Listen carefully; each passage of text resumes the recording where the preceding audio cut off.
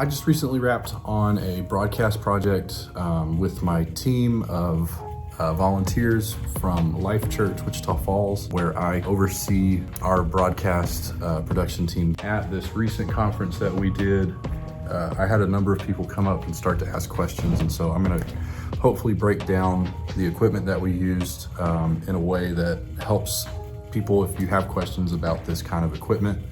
So let's get started. For this broadcast, we rented all of our equipment. It just helps with all sorts of things. Helps me to think through the whole process of what we need instead of just trying to grab what we have and show up and hope I have enough. I do want to shout out the rental house that I used, which was lensrentals.com. We used the Blackmagic Pocket Cinema Camera 6K, not the Pro model, but rather the middle of the road 6K model. The colors are very accurate, and especially with the new Gen 5 color science that they've put out, I didn't have to do much of anything. And with the 6K sensor, they're very sharp, and the depth of field on them is beautiful. The great thing about the 6K model is that you get I call it a full size, but just an EF mount, a Canon EF mount, which opens up a whole world of lens possibilities. We had 4 different cameras that we were using. We had 2 stationary cameras and 2 handheld cameras, and I'm gonna run over the loadouts for all of those. For our handheld, we used the wooden universal cages. They come with a top plate here with all sorts of mounting points. They have this very useful vertical rod. We put our handle on the side here, which worked very well. And then this bottom plate, which integrates with their quick release system. So it could go from handheld to tripod mounted as easy as you like. We had our Sigma Cine 50mm T1.5 Cineprime lenses. These guys looked absolutely incredible. I don't want to send them back. They were great. I mean, they caught the light beautifully, bloomed beautifully. There were no filters on these guys. They worked excellently. And pulling focus seemed to be super easy for my operators. And we didn't even have like a follow focus dedicated to these systems. It wasn't in the budget. If you've got the budget for these guys, I highly recommend the Sigma, the Cine 50mm. It looked incredible. Our handheld rigs, they needed to be wireless, obviously, because we had people roving around through the crowd and on stage. And for that wireless transmission, we used the Teradek Bolt, the 500 series. This is the transmitter, which was mounted onto the rods of our handheld rigs. I absolutely love these things. They are incredible. Almost virtually zero latency. I'm sure there might be a frame, but you can't tell. And we were doing IMAG, and you could not tell whatsoever. The receiver looks like this. I mounted these on C-stands up above the crowd because it's all line of sight, and we had maybe 2 problems the whole time for 2 3-hour services. I cannot recommend the Teradek Bolt 500 enough. We had 2 Thomas Shinobi SDI units, which are excellent. They're very light, which helps so much on a handheld rig. They're also super clear, color accurate, and they have built-in features like focus assist, false color, all of that stuff, which is very helpful in a situation where you're on stage, especially when you're pulling focus by hand and all of that. We did save weight by using this Anton Bauer Titan base battery. There's a quick release plate where you mount to the bottom of your camera. There's 3 DTAP outputs, also a USB output. That's just enough for the situation I was in, so we didn't have to go V-mount or gold mount, which is a super heavy battery. And for our 2 stationary cameras, we had one at the back and one for a 45. And the head of these guys is the Manfrotto 502 HD, which is what we use here at our local church. The base on these is the Manfrotto 475B Pro. You're not going to get much better for the price point. We used the Canon 70 to 200 2.8 L series lens. These guys are absolutely beautiful, and for a close-up shot, you really can't beat the glass on these Canon lenses. The Blackmagic Pocket Cinema cameras only have an HDMI out. That works fine in some situations. However, when you're doing long cable runs, you run into all sorts of problems because HDMI doesn't transmit very far. We ran HDMI out into the Blackmagic bidirectional SDI to HDMI 3G. This is their newest micro converter. What this allows is for my Blackmagic switcher to talk to my Blackmagic camera.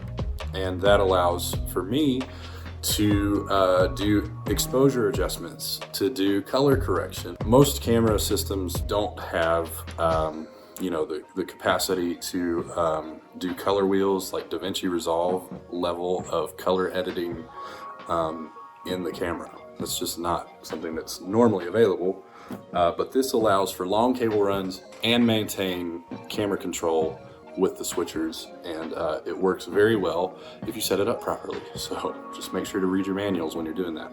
For our live switcher, we used the Blackmagic ATEM Television Studio Pro 4K, which is all SDI inputs and outputs, and it can handle a 4K video signal, put out a 4K video signal. It's a very, very good entry-level, well, I guess it'd be mid-tier switcher. In conjunction with the switcher at Video World, I'll just give a brief rundown. I had an Elgato Stream Deck, which I used to cue different media player content, like logos, lower thirds, that kind of thing. I also used it to fade the audio out because I like that.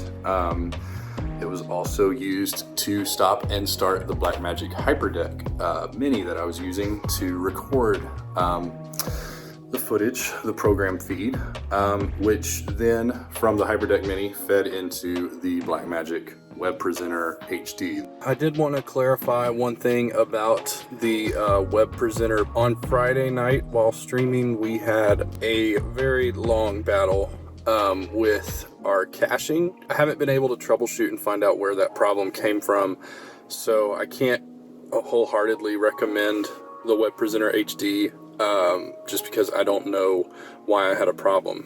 There were no external changes, but that doesn't mean there weren't any. If you are in the market for an external hardware encoder, I can recommend the Teradek Video Go. I used that on a previous broadcast. The internet connection was actually worse at this venue, and I had absolutely no drops, no caching problems. Everything worked perfectly well. If you're looking for one, I can recommend the Teradek. I then had 2 TVs set up for monitoring, and then I was using my MacBook for the ATEM software control. The Stream Deck helped me a lot at this particular broadcast. I was able to switch the aux feed, which was feeding our live stream. I was able to switch that from a clean feed to the program feed, which was feeding our iMag.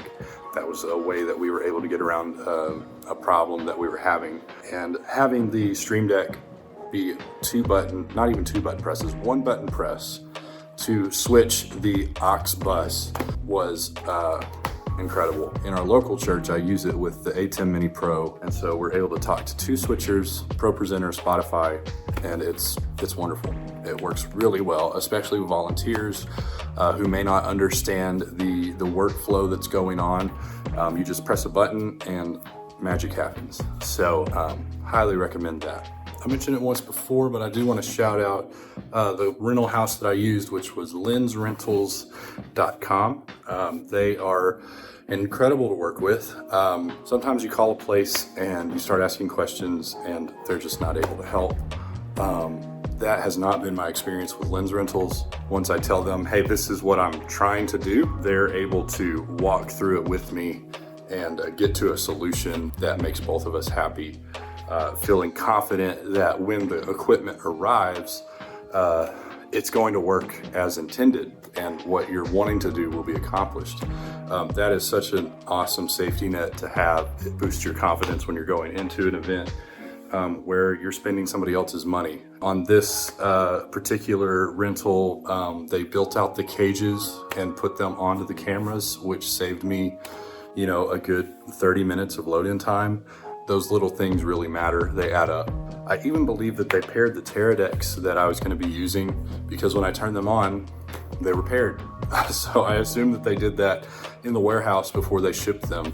And that's another thing that's just a little thing that helps so much, because when you're there at the shoot, you've got to be ready for the event that night. That just saves you so much time, and the adrenaline starts pumping and you're not thinking clearly, but some tech in a warehouse in Tennessee was thinking clearly when they set all of that up. If you're in the market to rent equipment, whether it is a full-blown system to do a broadcast event, or if you're just wanting to try out some lenses or try out some cameras, I highly recommend Lens Rentals. All right, guys, I hope that general overview was helpful and maybe answered some questions about what goes into creating a broadcast system with multiple cameras, a live switcher, all of that. If you have any questions, feel free to shoot me a message. You can find links to my socials down in the description. I will also drop links to all of the products I mentioned in the description. I am not necessarily an expert on broadcast, but I do have extensive experience with camera operation and videography, all of that. So if you have any questions, feel free to ask. I'm happy to help in any way that I can. But hope y'all enjoyed the video. I don't know how to end this.